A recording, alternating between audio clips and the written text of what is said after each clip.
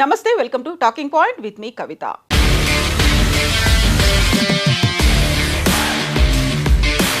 కల్కి సినిమాలో సుప్రీం కోసం అమ్మాయిల్ని వెతుకుతూ ఉంటారు. అందమైన అమ్మాయిలను కాంప్లెక్స్కి తరలించి సుప్రీం కోసం రెడీ ఉంచుతారు.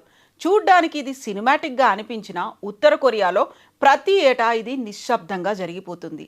నియంత కిమ్ జోంగ్ ఉన్ రొమాంటిక్ అవసరాల కోసం ప్రతి ఏటా 25 మంది అమ్మాయిలను అంతఃపురానికి తరలిస్తారు. అసలు ఈ నియంత స్టైల్ ఏంటి, ఈ అమ్మాయిల పరిస్థితి ఏంటి, కల్కి సినిమా కళ్ల ముందు కనిపిస్తోందా అన్న విషయాలు ఇప్పుడు చూడండి. ఉత్తర కొరియా మాజీ నియంత కిమ్ జోంగ్ ఇల్ ముగ్గురు కుమారుల్లో ఆఖరి కొడుకే జోంగ్ ఉన్. కొరియా మిలిటరీ యూనివర్సిటీలో చదువుకొని సైన్యంలోకి ప్రవేశించాడు. తండ్రి అనారోగ్యంతో మంచం పట్టినప్పుడు సైన్యం మీద గ్రిప్ సంపాదించాడు. 2011వ సంవత్సరంలో తండ్రి చనిపోయినప్పుడు వెంటనే పరిపాలనా పగ్గాలు చేపట్టాడు. 2 వారాలు కూడా తిరగకుండానే పార్టీ అధ్యక్ష పదవి, సైనిక అధ్యక్ష పదవి, దేశాధ్యక్ష పదవిని తీసేసుకున్నాడు. 2 అన్నగార్ల కుటుంబాలను పక్కకు జరిపాడు. కుటుంబ సభ్యుల్ని వేధించడం చూసి మేనత్త జాంగ్ కైసన్ కలగజేసుకునేందుకు ప్రయత్నం చేశారు. మాట్లాడుకుందాం రమ్మని పిలిపించి మేనత్త, ఆమె భర్త, వాళ్ళ కుమారుణ్ణి అందరి ముందు కాల్చి చంపేశాడు. దీంతో కుటుంబ సభ్యులు అంతా కిమ్ జోంగ్ ఉన్ జోలికి రావడం మానేశారు. ప్రభుత్వంలో, పార్టీలో ఎదురు తిరిగిన వారిని అక్కడికక్కడే కాల్చి చంపడం ఆయన. దేశవ్యాప్తంగా కూడా కఠినమైన ఆంక్షలను అమలు చేస్తూ ఉంటారు. అసలు ఉత్తర కొరియాలో ఎటువంటి పాలన జరుగుతుందో కూడా పెద్దగా బయట ప్రపంచానికి తెలియదు. పూర్తిగా కమ్యూనిస్టు నియంత పాలనలో మగ్గిపోతూ ఉంటుంది. కానీ భారీ ఆయుధ సంపత్తి సమకూర్చుకొని పాశ్చాత్య దేశాలకు సవాల్ విసురుతూ ఉంటారు. ఇక అసలు పాయింట్కి వద్దాం. నియంత కిమ్ జోంగ్ ఉన్ చాలా శృంగార పురుషుడు అని చెప్తారు. ఆయన కోసం ప్రతి సంవత్సరం 25 మంది అందమైన అమ్మాయిలను తరలిస్తుంటారు.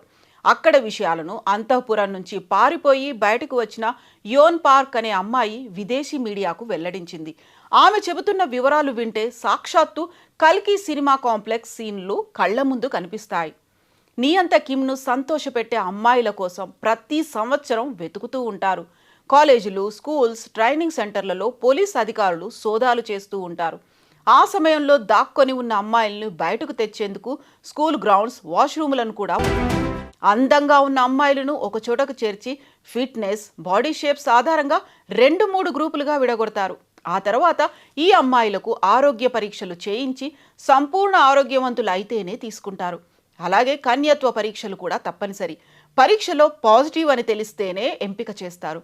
ఇక ఆ తర్వాత ఆ అమ్మాయి భావజాలం, కుటుంబ నేపథ్యం గురించి ఆరా తీస్తారు. విదేశాలతో సంబంధం, ముఖ్యంగా దక్షిణ కొరియాతో ఏ చిన్న అనుబంధం ఉన్నా పక్కకు తప్పించేస్తారు. ఈ పరీక్షలన్నీ పూర్తయ్యాక రాజధాని ప్యాంగ్యాంగ్కు చేరుస్తారు. అక్కడ ఫైనల్ పరీక్షలు పూర్తయ్యాక 25 మందిని ఎంపిక చేసి అంతఃపురంలోకి తరలిస్తారు. అక్కడి నుంచి వాళ్ల కుటుంబానికి ప్రతి నెల జీతం. ఇదంతా అచ్చుగుద్దినట్టు కల్కి సినిమా మాదిరిగానే జరుగుతూ ఉంటుంది.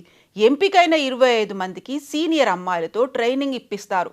ఇక అక్కడి నుంచి వాళ్లకు మిగిలిన ప్రపంచంతో సంబంధం కట్ అయిపోతుంది.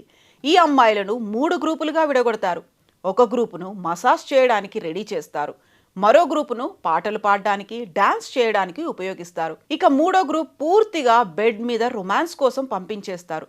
ప్రతి నెల ఈ గ్రూపులను రొటేషన్ ద్వారా మారుస్తూ ఉంటారు. ఈ టీమును ప్లెజర్ స్క్వాడ్ అని పిలుస్తారు.